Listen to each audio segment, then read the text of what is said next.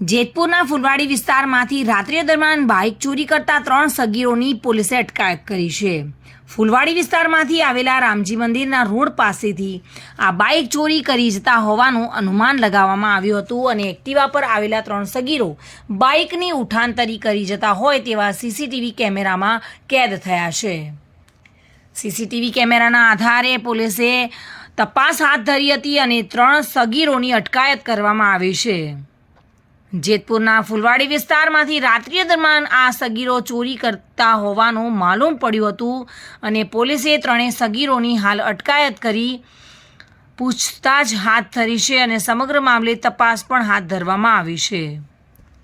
વિમલ સોંદરવા સાથે bureau report, today Gujarati news.